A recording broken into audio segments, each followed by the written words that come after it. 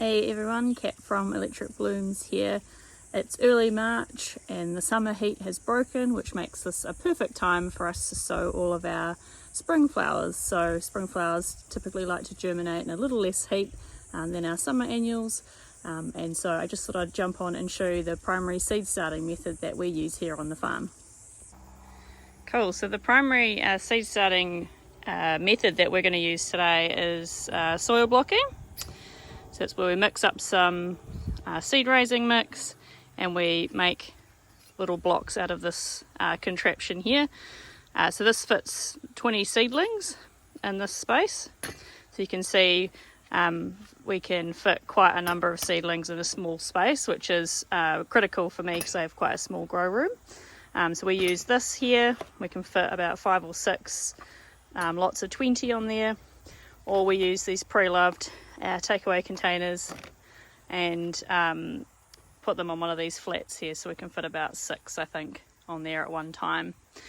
So normally I make my own blocking mix up with various different things, but Seacliff Organics have just come out with a new seed raising mix and it's pretty much got everything I could ever want in there, so I'm going to give that a go this year, so I'm really looking forward to that.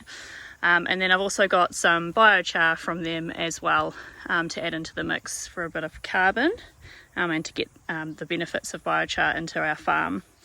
I'll just tell you a little bit about what they've got in the seed raising mix. So they've primarily made it out of worm castings and cocoa coir, and they've also got other great things like a fungally dominated compost extract in there, plus a suite of organic fertilizers and things. So yeah, super high quality. Really looking forward to using it.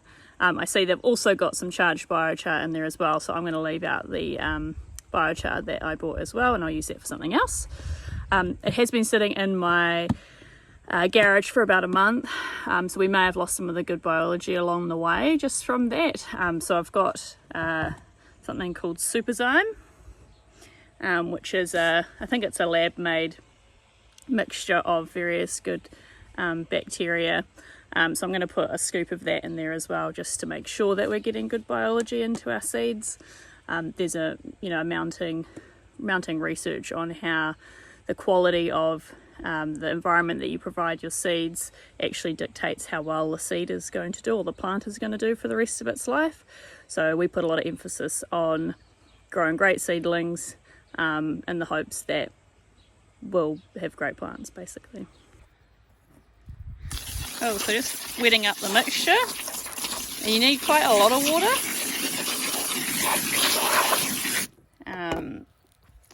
It needs to be substantially wet. As you can see, it's still quite dry underneath, and that's what I meant before when I said that we may have lost some of the biology, because we've kind of let it dry out. That may have killed off some of the goodness in it. So yeah, cool. So you can see it's actually quite wet in there. You can see we've got a bit of water running out, so I think that's probably about right, so we'll give that a go. Fun fact, I'm probably one of the only flower farmers, or farmers in general, that hates getting their hands dirty, so I always wear gloves.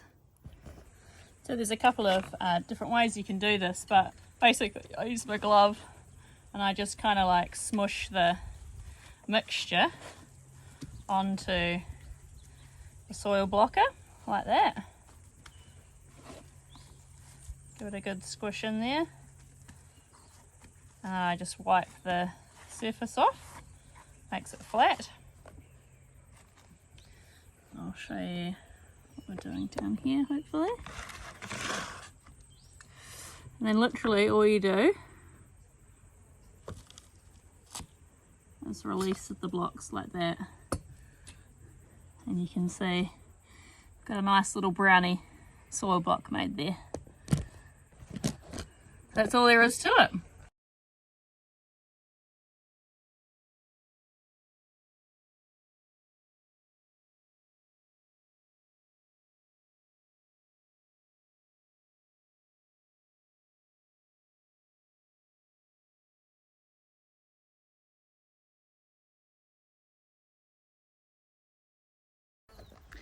Cool, so we've done the first little bit of our soil blocking.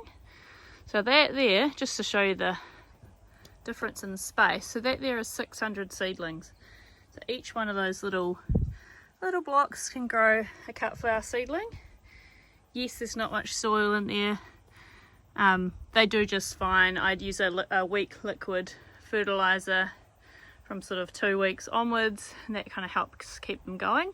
You can get bigger soil blocks as well, so that's possible, but it just takes up more mix and more space. So doing it this way helps save on time and money and space, so that's sort of why I do it.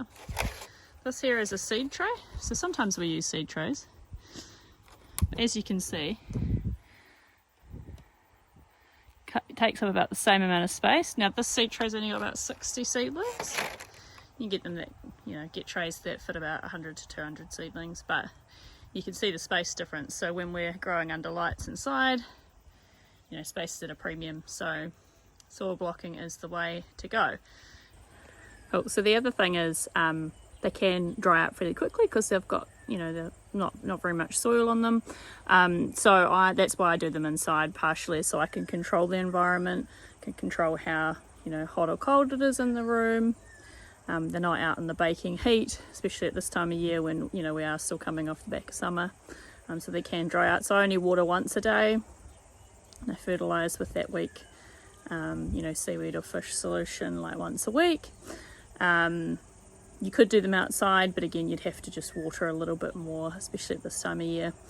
And you can get some more larger sized commercial blockers as well. So they're not the big, massive ones that you can get on a home garden scale, but you can get some slightly bigger options as well, which would be better if you were doing them outside. You can see here on this block, so it's gone a little bit smudgy around the edges. That means I had the mix slightly too wet as we got to the bottom of the tray, but otherwise they work just fine. And look, hey, we've missed one here. That's totally fine. Not a big deal in the long run, is it? I'm trying to film this video with this noisy mistress. Cool, so with this lot of soil blocking mix, we're going to sow some snapdragons. So I haven't grown the Chantilly variety for a couple of years, and I'm going to give that another go. So we've got the Chantilly light pink and then also the light salmon as well. So we're gonna give those a whirl this year.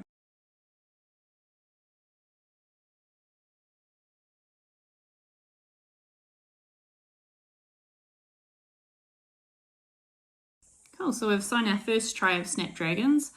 So now what I need to do is label it. So I've got some masking tape. I'm just going to put a strip of masking tape on the end, use a garden strength marker to write down the varieties that I've got in there. And you'll note that I spritzed the top of the blocks with a really weak seaweed solution. So that's helped make sure that we get good moisture into the seed, and then I've put a fine coating of vermiculite on the top as well. Snapdragons are one of those seeds that enjoys light or needs light to germinate, so we want to allow that light through, but the vermiculite does help maintain that even moisture on the top of the surface of the blocks. So snapdragons, for those of you who have sown them before, will know they're really tiny seeds. So there are a few different ways that you can sow them. So if you are trying to get a really precise, one seed per block, you can get like a toothpick, wet the toothpick, pick up the seed with the toothpick and move it onto the block. I'm going for speed, so I've just picked up a handful and sort of sprinkled them on top. If I get multiple germinations per block, so I'll just cull those seedlings as they come up, because that's the fastest way to do it. All the seedlings are done. See, we've got the lids on, our little takeaway containers to keep it all moist. And we've got some burlap on the open ones. But yeah, close to 2,000 seedlings just on these 2 shelves.